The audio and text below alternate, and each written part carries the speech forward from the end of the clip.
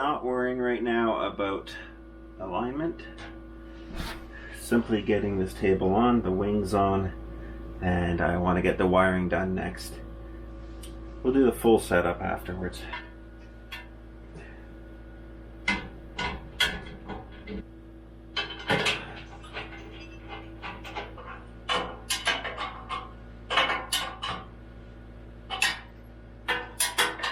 Tighten center one first,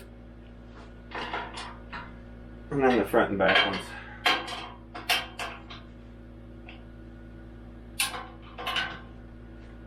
And we'll come back, level this properly, shim it, all that good stuff.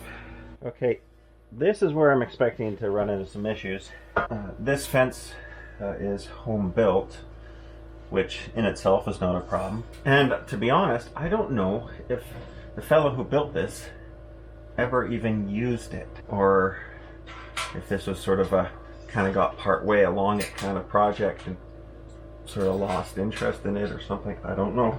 All right, so right off the bat, one problem I see is this fence rail, well, this mounting rail has no cutouts for the miter slots. That's not a real big deal, we can fix that. This rail is below the tabletop, so that's good. We got that part right. The thing that does concern me is that I'm not sure how accurate this sort of standard structural steel that's used is. And of course, so our fence squareness is referencing off this, and that could have an effect.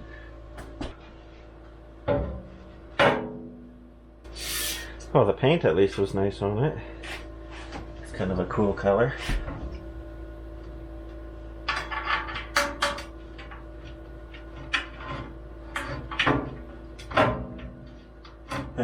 These are ridiculously long. They only have to be about 3/8, half inch maybe long. But we will run with them for now.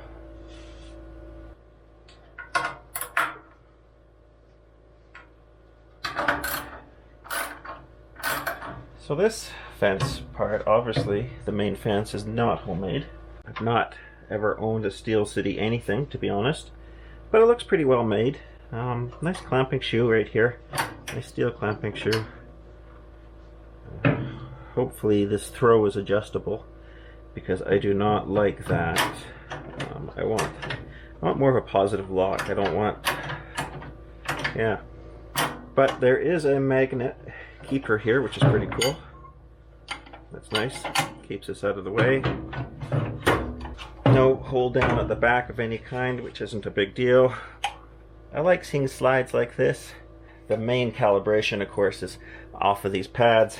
It's got like cutting board textured kind of fences, fence faces. I don't know, maybe they're fine. Haven't run that. The Biesmeyer styles that I have run have just been more of like a phenolic face, kind of hard, smooth kind of face. Yeah. Let's see if we can adjust this guy up a bit. These guys will, of course, control tilt, which can control squareness in this plane. One of the big things I am wondering, though, is if this fence is 90 degrees at this point, 90, whatever, pick a number. Could be 103, it doesn't matter. Is it still going to be the same 90 here, same 90 here, same 90 here? Because if this rail, if either of these rails are off a little bit, you could end up with 89 here, 90 here. Run the fence over on this side, you could be at 92. That would be a deal breaker. So we're going to see where we're at right off the bat here.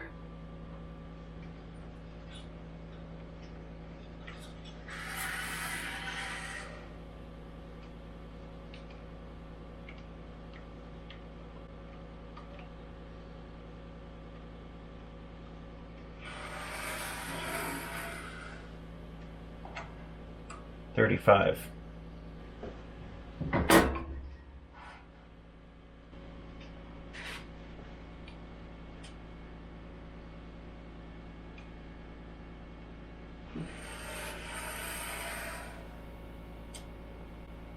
30. 5 thou difference.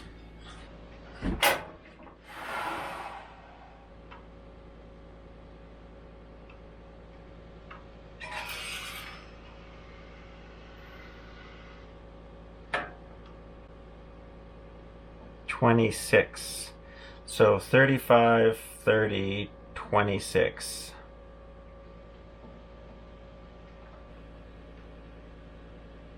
$18. Okay, so what are we seeing here? But we're seeing that this rail, that the fence rail, not the fence itself, but the mounting rail, has a bend or a bow to it. Because we're at 35 thou here, and then we hit 30, and we hit, I think, 26. Now we're at 18 thou. That's the variation from this point to this point. The actual number doesn't matter. What we're measuring is how much it varies. If this rail is perfectly straight, then it won't matter if this fence is here, here, or over here. It will read the same deviation. So if this fence is 18 thou out of square, at this point to here, it'll read the same 18 thou no matter where we place it. In this case, that is not what we're seeing. Why is this important? Well, I like to set a fence up like this that's got like 5 to 7 thou or so of opening, if you will, deviation to the right out of square. But it allows just a little bit of relief so that as you push your piece of wood through, this section of the fence where it enters the blade is slightly tighter than back here, and gives you a little bit of leeway that doesn't affect the end product. So why is all this important? If I set it so that I'm ripping, say, 2-inch stock, okay, and I have it, so we zero it out here. By the time it gets past the end of the blade, we're at 5 thou. That's great. Problem is, then I go and I rip a 12-inch piece of stock. And as we've seen, we've got another 30 or so plus thousandths of an inch of deviation. 35 thou is a big deal. You're going to start to see that stack up in your work. Start cutting cabinet parts and put multiple 35 thou together. 10 of those would give you 350 thou. That's almost 3/8 of an inch, right? It's not hard to do that in cabinetry. So I think we're going to go fence shopping, and I'm going to give it some thought. I really like sort of a European style that has a slidable face on it. Unifence has that. I think there's a Magnum fence that has that. I believe one of General's fences had that. We don't have that a lot here in North America. I don't know why. And I'd be interested to know if you're across the pond, is the Biesmeyer style, you know, this typical sort of North American fence, is this becoming more popular there? Or are these less common? That'd be interesting to know. But the Delta Unifence, for example, is probably the nicest fence that I've used in terms of checking all the boxes. What do the boxes look like? Going to be accuracy, repeatability, readings right off your cursor. You could call that resolution, I guess. How strong, how robust is it? Is it going to stay locked in 1 week from now, the same setting I set it up today? I've worked with fences that, honestly, after a week, they are out of square. Whereas a good fence, you might check it a couple times a year and maybe not even make adjustments on it.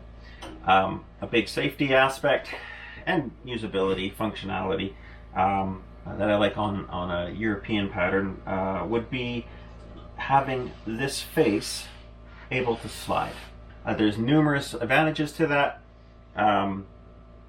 If you are, for example, ripping, you can slide the face back so the end of your fence is stopping before the end of this blade. If you do have some reaction wood, it's going to be a whole lot less big of a deal than on a full-length fence like this, which by the time it starts getting out to here, it is doing things you don't want. These, I'm trying to stay really like surface level here in conversation, because we could get into I've seen people spend pages and pages of text trying to make certain points about saw setup or safety, or what about this, or what about that. But personally, for me, I like a fence that is going to be strong, it's going to be accurate, it's easy to repeat, it's easy to make fine adjustments to, it slides nicely. To each your own. At the end of the day, most important thing about fences I can tell you is get a fence that you're comfortable with, get a fence that's going to serve you for the type of work you do well. And the only real deal breaker for a fence is if it doesn't lock well. Everything else you can work around. My first two fences were not as nice as this, and got quite a bit done with it. So anyways, there you go, food for thought. Gonna go fence shopping. Not quite sure what we're gonna put on here. So many different options. Not a lot of them are the European design that I'm looking for. So probably a uni fence. Only problem is uni fences are of course not made anymore. So it might not be a uni fence. If you have a fence recommendation that you think I should take a look at, that either is easily modified for a sliding face or has a sliding face on it, I'd love to know about it. Post a comment. Also, what are your thoughts on fence design? A lot of people love this style of fence, and I'd like to hear some of just some feedback about what you love about it. I do quite a variety of work, so my needs are probably a little more demanding, picky. I'm just picky as it is. Let's be honest. I'm talking for too long. I'll talk to you guys later. Next video we are going to do wiring. I'll hopefully be able to show you how we can use one of these and one of these together in conjunction.